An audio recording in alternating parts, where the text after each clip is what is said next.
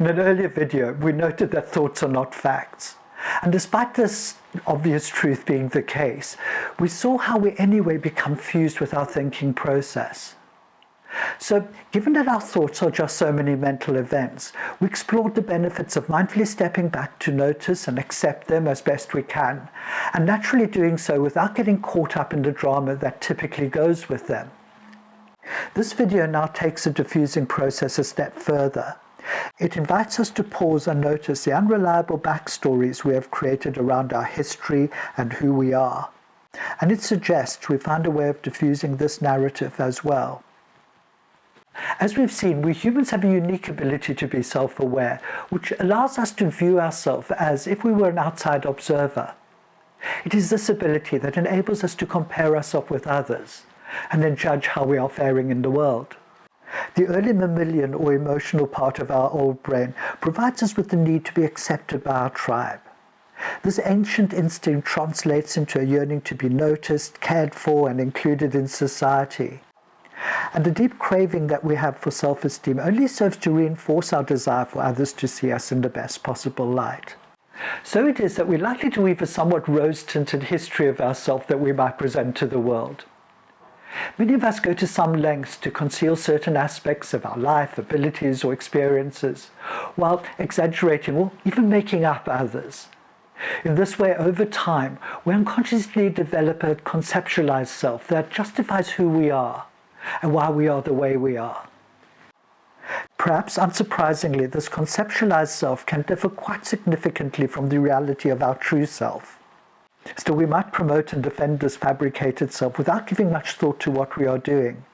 And worryingly, it seems to not just pull the wool over the eyes of those around us, we end up deluding ourselves as well.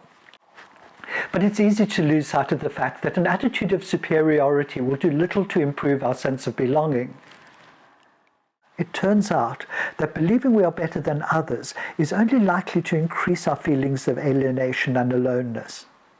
So ironically, it is an approach that in all probability will have quite the opposite effect to the one we want.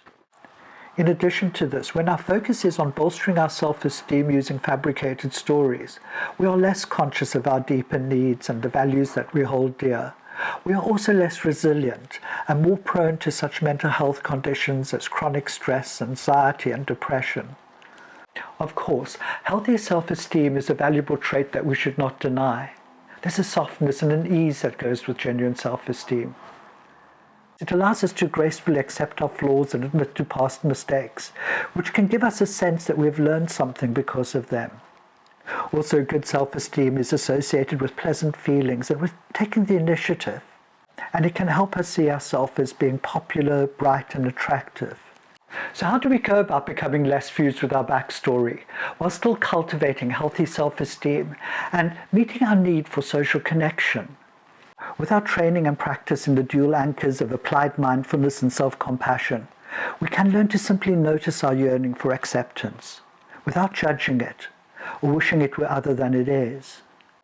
We can then allow this awareness to reconnect us to our true self, which we can also learn to accept, just as it is.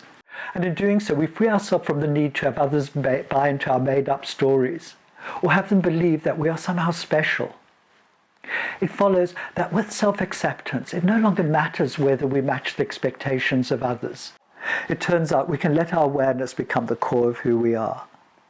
Doing so has the effect of quietening the harsh voice in our head, that inner critic that we spoke about in the Dictator Within video. And somehow we begin to realize that we are connected to others in consciousness anyway.